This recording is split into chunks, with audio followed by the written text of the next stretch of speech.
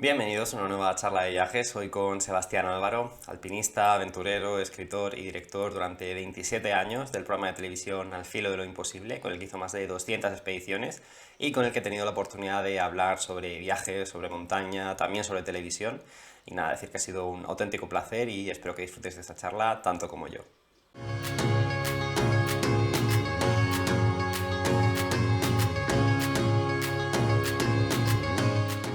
Sebastián Álvaro, bienvenido. Un auténtico placer darle las gracias por haber aceptado esta invitación y nada, por decir que es un auténtico placer poder charlar un rato de viajes y de alpinismo con usted, así que bienvenido. Igualmente digo, podemos dedicar a hacer en la vida cosas divertidas, poco más que viajar algunas, pero vamos, podríamos andar buscando algunas, pero hablar de viajes y viajar es de las cosas desde luego más placenteras y más animosas y sobre todo que yo creo que más nos enseñan, ¿no? Si Sí, se no. viaja bien con la cabeza abierta y dispuestos a enriquecerte, hay pocas cosas más como la lectura de un libro o un buen viaje que te aporten más. Así que vamos con ello. No, totalmente. Y además para mí es un auténtico placer no poder entrevistarle. Tenía muchas ganas de invitar al canal a un alpinista y bueno, poder hablar con alguien de su trayectoria, pues ya digo, es un auténtico placer. Porque creo que alpinismo, montaña y viaje son dos actividades que están íntimamente relacionadas, ¿no? Yo creo que no se puede entender una sin la otra. Yo creo que sí. Hubo desde luego un tiempo en el que aventura, viaje, exploración significaban alpinismo. Ahora, en los últimos tiempos, hay parte del alpinismo que se ha convertido en otra cosa, en atletismo o en gimnasia, pero el verdadero alpinismo y sobre todo el alpinismo de exploración siempre supone un grandísimo viaje. Y un grandísimo viaje, yo creo que la principal de las características es que tienes que dejar abierta la cabeza, tiene que ser la curiosidad y la imaginación quienes te impulsen. Y luego el verdadero viaje es desde luego descubrimiento de cosas, de personas, de situaciones que no conoces, pero también de cada viaje se viene cambiado, se viene enriquecido. Así que el verdadero viaje y el verdadero alpinismo siempre, siempre, siempre suponen también una mirada interior. Totalmente, ¿no? A lo largo de la charla, pues me encantaría preguntarle, ¿no? Sobre pues, destinos que le han impactado, en lugares pues, a los que nunca se cansaría de volver. Pero me gustaría empezar haciéndole alguna pregunta en relación con Al cielo de lo imposible, ¿no? Un programa que, bueno, yo particularmente no he visto, al menos en España, pues nada igual, un proyecto de estas características, que a lo largo de 27 años, pues transmitió a tantas generaciones pues, la pasión, no solamente por el alpinismo, por los viajes, por la aventura. Lo primero que me gustaría preguntarle es cómo surge la idea, ¿no? Usted que fue director de Al filo del imposible 27 años, me gustaría saber un poco cómo fueron los comienzos de aquel proyecto, un proyecto tan ambicioso, tan innovador.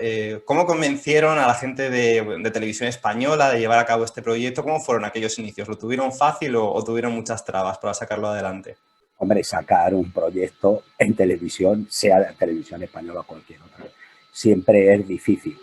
Eh, pero en aquel tiempo lo que ha variado es que teníamos gente en televisión española que sabía mucho del negocio de la televisión. Era probablemente una de las mejores televisiones del mundo que había entonces. Estamos hablando de comienzos de los años 80. Yo creo que durante 15 o 20 años, diría yo, Televisión Española fue un modelo de televisión pública. Y entonces lo que variaba es que yo hablaba con gente que sabía mucho de televisión española, sabía mucho de televisión, sabía mucho de teatro, sabía mucho de documentales, de cine. Y en aquellos momentos, además, que era una sola televisión, vamos, un solo ente con dos canales, la uno y la 2, gente con cabeza, con mucha inteligencia, supieron poner en marcha un proyecto de televisión pública en la que había de todo. Había algo de entretenimiento, pero sobre todo era una televisión que servía a la sociedad. Así que, por ejemplo, en una semana teníamos 2 obras de teatro, un Lope de Vega y un Calderón. Luego teníamos al año pues 15, 20 series documentales. Al filo de lo imposible era una de ellas, una más de ellas, pero otra era El hombre y la tierra, de Félix Rodríguez de la Fuente. Luego teníamos un apartado de reporterismo grande, con Miguel de la Cuadra Salcedo, con Jesús González Green, con Carmen Sarmiento, con Pancorbo, es decir, un montón de gente. Y luego, para rematar el fin de semana, teníamos un programa de debate, que era La Clave, en la que se podía hablar de política o de astrofísica, con un nivel intelectual que hoy en día es difícil ver en cualquier otro lugar en España. Así que si me preguntas, sí, nos costó mucho, me costó mucho sacar el proyecto de Al Filo, pero como se hacían las cosas bien y se hacían con gente que entendía mucho, por lo que se fue es que Al Filo fue creciendo. Me dejaron hacer, me parece que fueron al principio 9 o 10 capítulos, los vieron, tuvo muy buena respuesta, me volvieron a dar otra oportunidad, esta vez ya llegamos a hacer 20 y tantos capítulos y una vez consolidado Al Filo, pues ya lo que hicimos fue cada nueva etapa de Al Filo, lo que pretendíamos era no solamente hacer escaladas mejores o vuelos mejores o investigar en cuevas subacuáticas o volar en paramotor y batir el récord del mundo. Es decir, pretendíamos hacer hazañas aventureras cada vez más grandes, cada vez fuimos ampliando nuestra mirada en todos los sentidos de aventura. Por un lado, empezamos a dar cabida dentro de nuestro programa a especialidades que nosotros no habíamos hecho nunca. Por ejemplo, espeleobuceo, por ejemplo, espeleología, por ejemplo, vuelo en ala delta, en parapente, en paramotor, en globo, navegación. Digamos que nos abrimos a toda clase de exploración, a toda clase de paisajes. Los lugares más bellos, más remotos. Nos dimos cuenta que lo importante era transmitir una idea, que es el sentimiento del ser humano, la pasión por nuestro planeta y al mismo tiempo por tratar de hacer cosas imposibles, si no imposible, muy cerca de Al Filo. Y por último, sobre todo, lo que nos propusimos es cada vez hacer programas documentales mejores, de mayor calidad. Y yo creo que eso fue el éxito de estar casi 30 años en las pantallas de televisión española. Luego nos despidieron a la mitad de la plantilla de televisión española, de Radio Nacional, la televisión pública que yo conocí, que yo creía, murió y con ella la gran función de servicio público que estaba haciendo. No sabemos si ahora volverán a recuperar, pero la verdad es que las cosas hay que verlas una vez que funcionen. Y entonces lo que cambió fue la televisión. Al Filo de lo Imposible no cambió. Y un programa como Al Filo y la aventura y la pasión y la naturaleza y el medio ambiente, ¿cómo no va a tener sentido dentro de una televisión pública? Pero vamos, fueron ellos esos responsables de hacer aquellos los responsables de cargarse no solamente Al Filo de lo Imposible, sino clásicos populares, los mejores corresponsales que teníamos en el extranjero, etcétera. Sí, además programas que funcionaban bien y que tenían un rating de audiencia muchísimo mayor al que tiene hoy en día Televisión Española, ¿no? Al Filo de lo Imposible no dejaba de ser un programa que veían millones de espectadores. Sí, bueno, hombre, al principio, hasta bien entrados los años 90, los programas de Al Filo los veían 12, 13 millones de personas, que hoy en día ni siquiera una final de Champions entre el Madrid y el Manchester, por ejemplo, daría una audiencia así. Pero sobre todo, y a mí me parece que es lo importante, pero sobre todo, Televisión Española perdió el sentido público, que debe dirigir su programación y sus actos.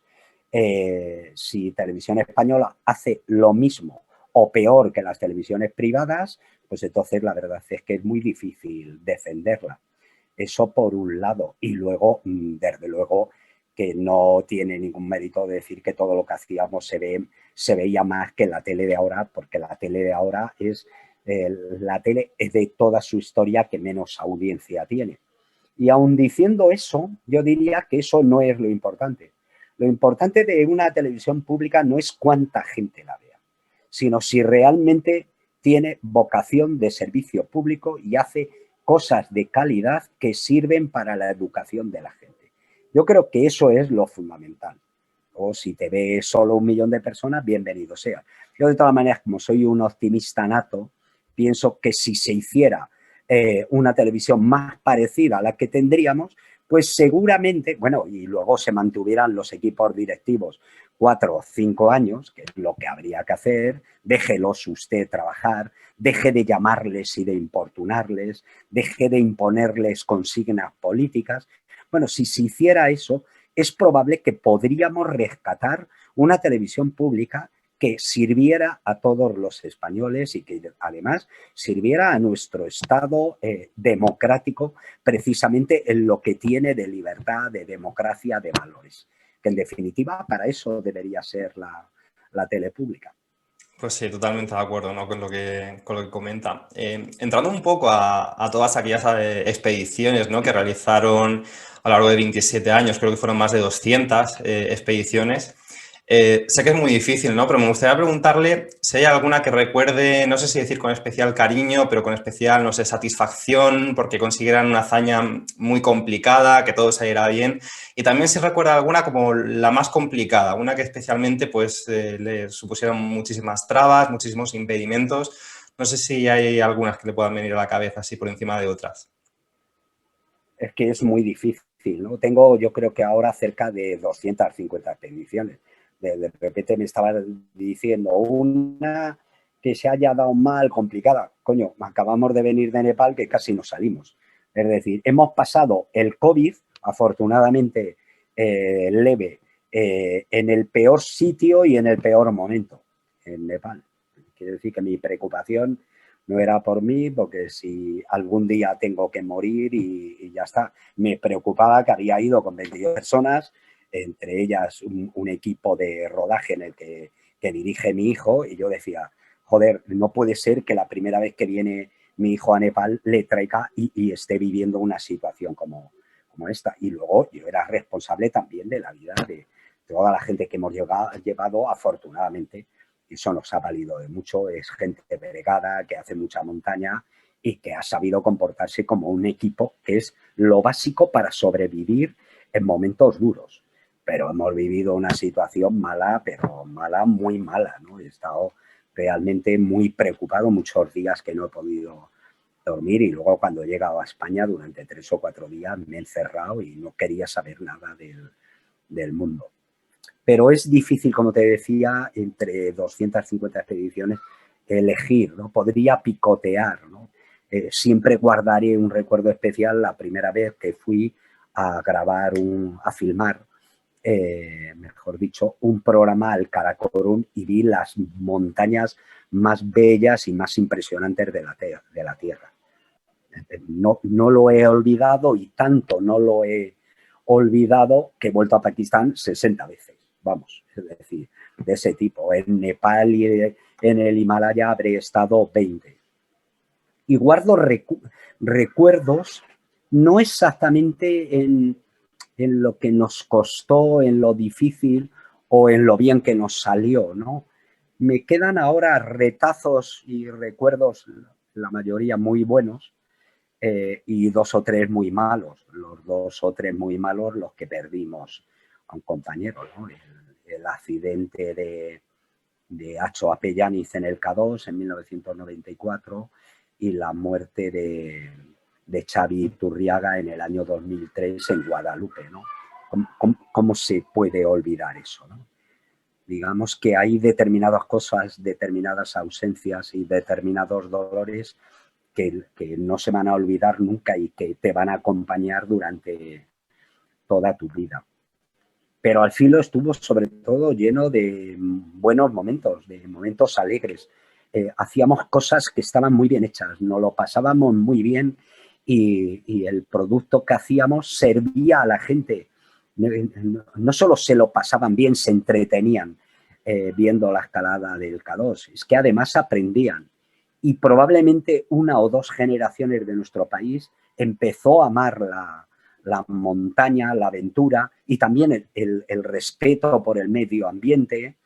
Eso unido a determinados valores como la compasión, la honestidad, la solidaridad, la valentía, ¿no? El valor de la amistad, el valor del equipo, el trabajo y el esfuerzo que hay que meter en las cosas, ¿no?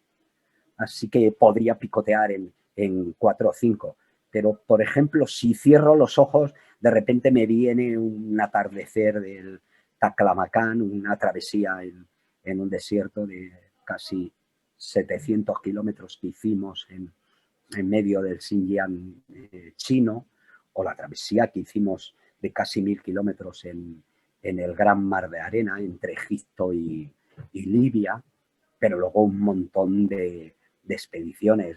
Yo creo que los programas que hicimos de reconstrucciones, que fueron 8 o 10 por lo menos, la reconstrucción de Irving y Mallory en el Everest en el año 2000 y volvimos en el 2001 y además hicimos el Everest sin botellas de oxígeno, pero que eso comportó el trabajo de un montón de gente anónima de televisión, que valga este momento para reconocerle su trabajo, la cantidad de gente que trabajó codo con nosotros y que hizo de Al Filo un programa grande, enorme, que ha perdurado. El mejor premio de Al Filo, que hemos sido de los programas más premiados, pero el mejor premio, desde luego, para mí es que te recuerdan. Es que voy caminando por la Pedriza y la gente me para darme las gracias porque va un chaval de 45 años con su crío de 13 y dice gracias a vosotros, mi hijo y yo hemos amado la montaña, ¿no? Y yo creo que ese es el mejor premio que he tenido. He tenido, yo creo que una vida afortunada en muchos sentidos y una vida satisfactoria de pensar que lo que has hecho ha sido útil para nosotros que lo hacíamos, para la televisión que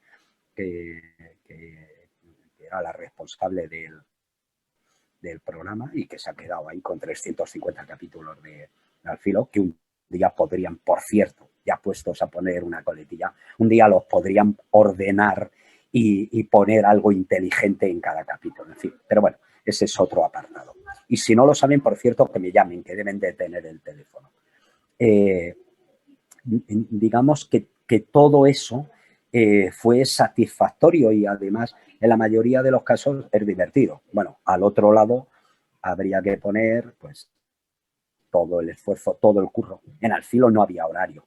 Te levantabas por la mañana a las 12 de la madrugada para subir por la cascada de hielo del Everest, te ibas al campo 2, bajabas, eran las 10 de la noche y seguías trabajando, ¿no? Así que todo eso realmente fue, debo de decirlo también, ¿no? Fue un trabajo en equipo.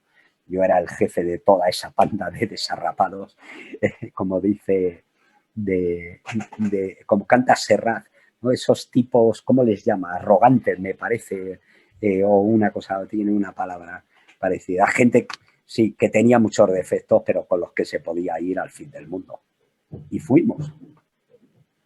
Y en estas expediciones, algo que siempre he preguntado es ¿qué parte se disfruta más? No sé si el momento de pues, llegar a la cima, el trekking, ¿no? Que se hace previamente para aclimatarse, que a lo mejor es cuando más se puede entrar en contacto con la gente local, ¿no? Que se van recorriendo pues, aldeas, pueblos de montaña, o incluso ya pues, cuando has vuelto a casa sano y salvo, ¿no? Y ves que todo ha salido bien. No sé cuál es el momento en el que más se disfruta una expedición. Y también preguntarle qué se siente cuando se llega a la cumbre de un 8000, por ejemplo. ¿Se llega a disfrutar de ese momento o se está ya más pensando en que ahora toca bajar, que en muchas ocasiones es la parte más complicada, ¿no? Donde pueden venir las dificultades? Bueno, pues por partes. A la primera pregunta, yo he disfrutado todo y comido la parte más importante, que es el momento en el que la imaginación te hace acometer tal historia. De por qué eliges esa y no otra. ¿Por qué elegimos reconstruir la historia de Alberto Rabadá y Ernesto Navarro que murieron en el Eiger en 1963. Y a partir de ahí, toda la planificación. Por ejemplo, en ese programa tuvimos que hacer un guión prácticamente como el de una película, que iba prácticamente con lo que tenía que decir cada uno de los protagonistas, fuera en el Naranjo de Bulnes, fuera en la vertiente norte del Eiger o en los Mayores de Riglos, ¿no? Quiere decir que todo ese proceso, que es un proceso creativo, desde los diálogos que utilizan Alberto y Ernesto, ¿no?, que nos lo tuvimos que inventar, hasta que logras llevarlo a un programa de la tele. Y entre medias, además, que no es poco, hay que escalar el Espolón Fide en Riglos, la vertiente oeste, la cara oeste, la vía Rabadá-Navarro al Picu, y la cara norte del Eiger, ¿no? Así que todo eso con cámaras grandes que pesaban 25 kilos, filmando, los alpinistas vestidos como iban vestidos en 1963, en este caso, o en 1924, cuando hicimos la reconstrucción de ellos. Así que todo ese proceso, que es un proceso de aventura, pero también creativo, de hacer un programa de televisión, la verdad es que es muy satisfactorio. Te llena mucho, por lo menos a mí, todavía hoy me sigue atrayendo mucho, lo que más. Y respecto a lo que se siente en una cumbre, bueno, en una cumbre de 8.000 yo no he estado en ninguna. He llegado a estar a unos 7.300 metros, que para el caso es lo mismo. Pero, en efecto, como tú rematabas al final de la pregunta, subir a la cumbre es la mitad del trabajo, amigo. Luego hay que bajar. Y el objetivo no es llegar a la cumbre, el objetivo es volver a casa y contarlo. Así que si la montaña es más bajita, por ejemplo, hicimos un programa muy bonito de volar en parapente desde montañas que casi rozaban los 6.000 metros, por ejemplo, en Hispanoamérica o aquí en Italia. Si son montañas, diríamos, manejables, entonces sí, llegas a la cumbre y te lo pasas pipa, porque sabes que puedes estar un par de horas, despliegas el parapente, ves por dónde viene la corriente que más te interesa, estás con un grupo de amigos, has llegado cansado, pero no exhausto, y entonces tienes tiempo. Pero desde luego cuando subes a un 8.000, ya no hablemos del K2 o de un 8.000 revirado que si te mete el cuerno te vas a quedar allí. Llegas a la cumbre, estás 5 minutos o 20, vamos, pero no mucho más, haces una foto, filmas y te pones inmediatamente a bajar porque seguramente te va a costar más tiempo y vas a estar más expuesto, vas a tener mayor posibilidad de tener un accidente a la bajada que a la subida.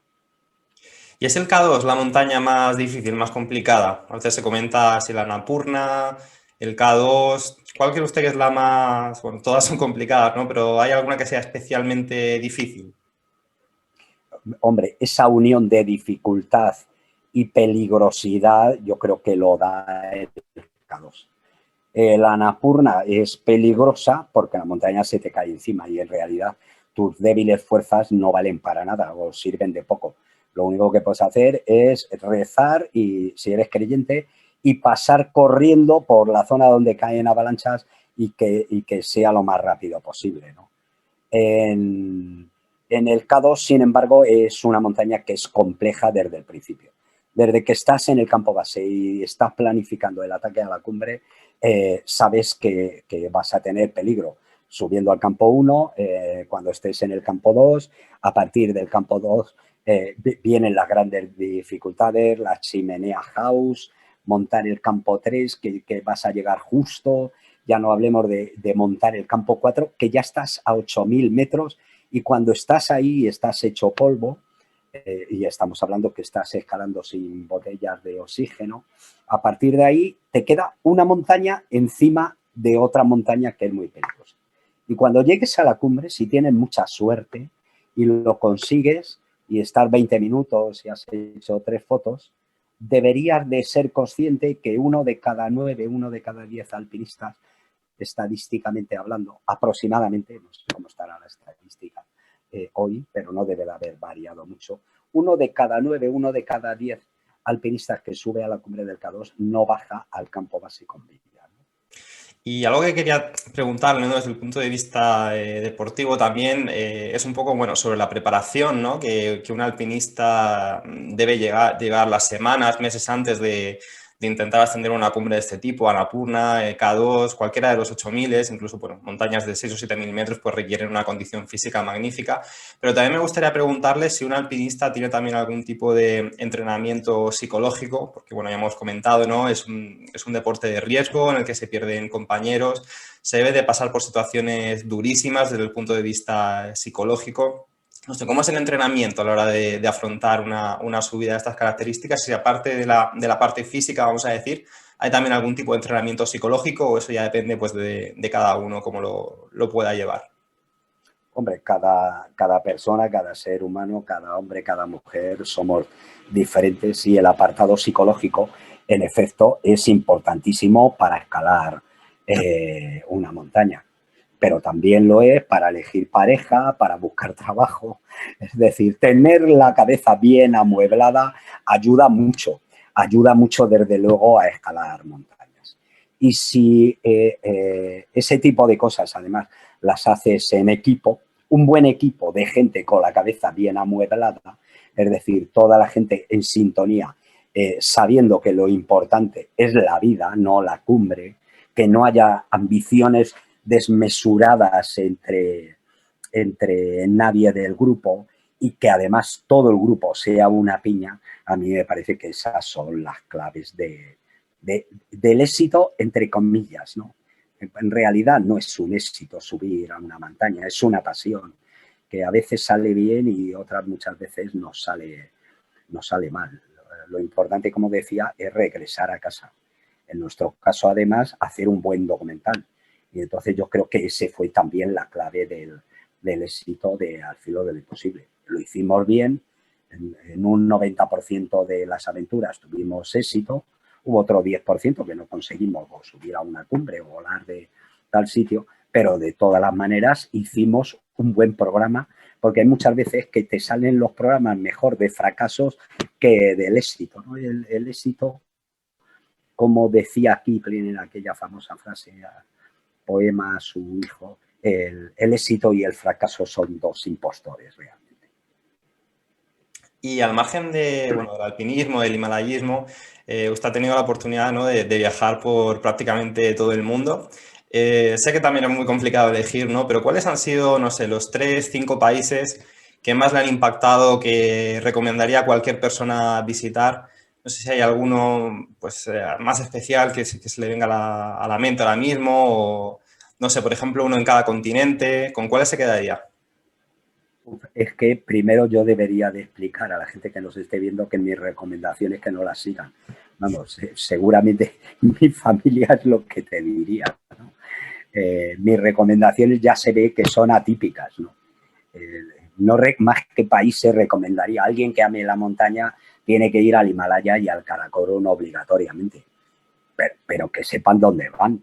Aunque vas a países muy pobres como Nepal o Pakistán, van a países que vas a tener que caminar pues a lo mejor 2 semanas para llegar al pie de una montaña, y bien puede ocurrir que te haga mal tiempo y no veas nada y te vuelvas a casa como llegaste, sin ver poco más que algunas aldeas sucias y muy pobres.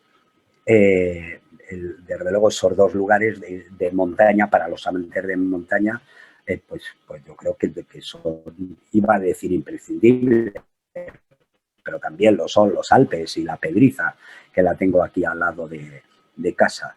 Luego me quedaría con los bosques fueguinos de Tierra de Fuego, que es un sitio también, y la Patagonia chilena, son unos lugares de una fuerza salvaje en el que estás en manos de la naturaleza. Cuando llueve no tienes dónde meterte, cuando sopla el viento, ver que están los árboles todos tumbados en una dirección del viento, no tienes un lugar donde refugiarte.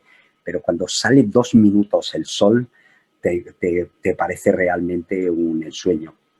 Y luego, por supuesto, debería decir el interior de la Antártida. Ya sé que todos esos lugares son poco recomendables, pero si me preguntas a mí, son lugares a nivel de paisaje, a nivel de emoción, lugares que de momento seguimos teniendo.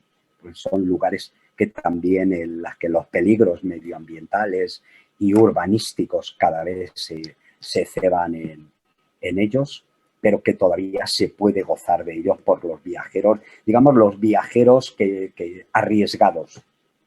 Y a mí estos destinos realmente son los que más me interesan, ¿no? Hay un país del que tenía mucha curiosidad y muchas ganas de preguntarle, que ya hemos comentado un poco, ¿no? Que es Pakistán, que seguramente es de los países menos visitados de Asia, ¿no? Hay muy poco turismo, pues a excepción de estas expediciones, ¿no? Más orientadas a la montaña, pero es un país pues, que ya nos ha comentado que ha estado en 60 ocasiones y en el que también ha realizado pues, diferentes proyectos de cooperación. Si no me equivoco, me gustaría preguntarle un poco, ¿no? Por estos proyectos que ha estado realizando y cuál es la situación un poco del país. Imagino que pues, todo el tema de la pandemia ha influido muy negativamente, ¿no? Pero ¿cómo está actualmente Pakistán? Y si nos pudiera recomendar algún sitio dentro pues, del Karakorum para visitar, para aquellos viajeros que les guste visitar lugares más inexplorados, ¿con cuál se quedaría? Usted que conoce bien este país. Bueno, de Pakistán, desde luego, lo conozco bien, bueno, una parte de Pakistán, porque lo primero que debo de decir es que Pakistán son varios países dentro de un país. Muchas veces cuando oigo hablar a nuestros políticos de la diversidad cultural de un país en el que nos entendemos todos, nos podemos entender si queremos. Hay muchas veces que no queremos entendernos y da igual lo que hablemos, pero que nos podemos entender todos en un mismo idioma, que tenemos una cultura común, que cuando recito a Lope de Vega o a Joaquín Sabina me emociono yo, pero se emocionan también mis amigos que viven en Málaga o en Bilbao, vamos, en una palabra, ¿no? Y te vas a Pakistán y es que el Sindh no tiene nada que ver con el Punjab. Pero la parte norte y lo que llamaban antes las provincias del noroeste y ahora llaman la región autónoma de Gilgit y Baltistán, cada valle tiene un lenguaje, una cultura diferente, provienen de un sitio diferente y no se entienden porque llevan dándose estopa desde hace siglos, ¿no? Así que lo primero bueno, y el Beluchistán, que no se os ocurra ir. Eso está lleno de bandidos, narcotraficantes. Así que esa región al oeste, fronteriza con Irán, por ahí, si podéis evitarlo, desde luego, evitarlo. Pero si tuviera que recomendar, yo recomendaría el norte. Desde Islamabad para arriba, en realidad, es otro Pakistán y es otro mundo, marcado por las cordilleras más altas y más importantes de la Tierra, ni más ni menos el Himalaya, el Hindu Kush, el Pamir, el Himalaya, el Karakorum, el Pamir y el Hindu Kush. 4 o 5 cordilleras, que es el nudo de cordilleras más importantes del mundo. Y luego allí, bueno, dentro del Karakorum se pueden pasar vidas. Yo he gastado y sigo gastando vidas en explorar valles diferentes. Hay mapas de Pakistán hoy en día muy precisos, miras y dices y de repente ves 8 o 10 montañas de 6.000 metros que no se han subido nunca. Y 2 7.000, yo qué sé, lo que quieras. Pero si tuviera que recomendar, recomendaría el Valle de José, es el valle donde estamos haciendo el proyecto de ayuda humanitaria. A todo aquel que quiera colaborar, lo que tiene que hacer es entrar en la página web, que es Fundación Sarabastal, acabada en 2Ls.org.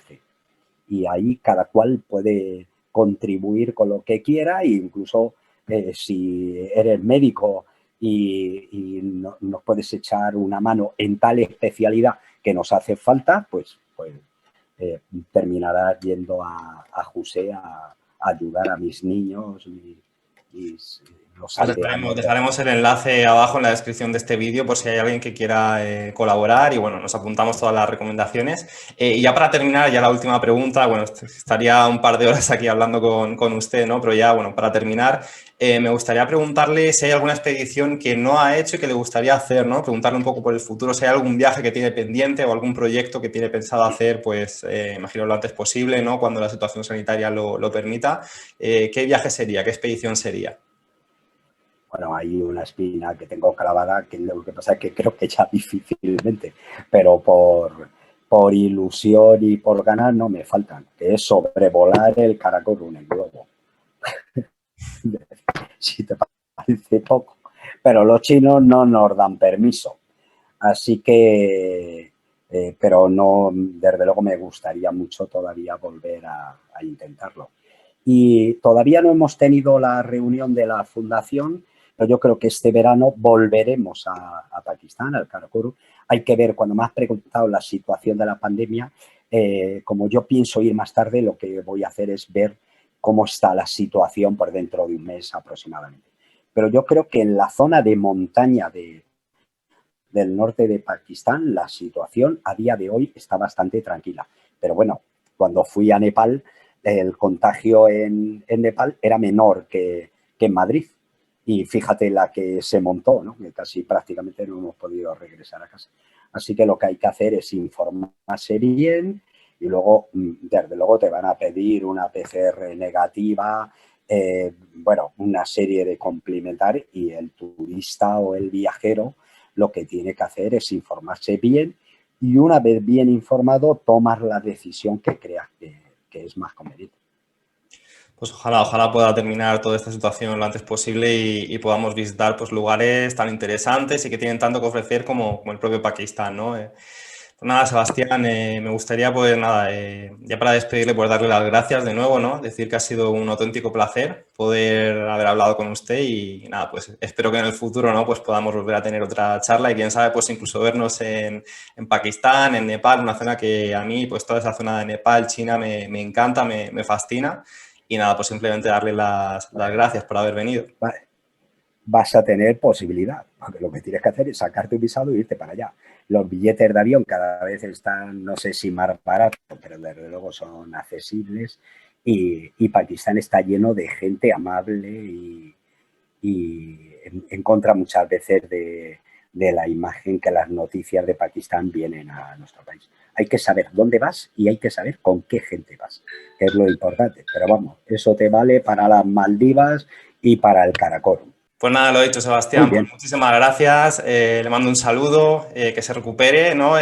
Lo antes posible de pues esos síntomas, ¿no? Que habíamos comentado antes. Y nada, pues enviarle un fuerte abrazo y muchísima suerte con sus nuevos proyectos, sus nuevas expediciones. Muchísimas gracias a ti y a la gente que lo vea. Y hasta aquí la charla de hoy, espero que haya sido de vuestro interés. Si ha sido así, recordad darle a like, suscribiros al canal si todavía no lo estáis.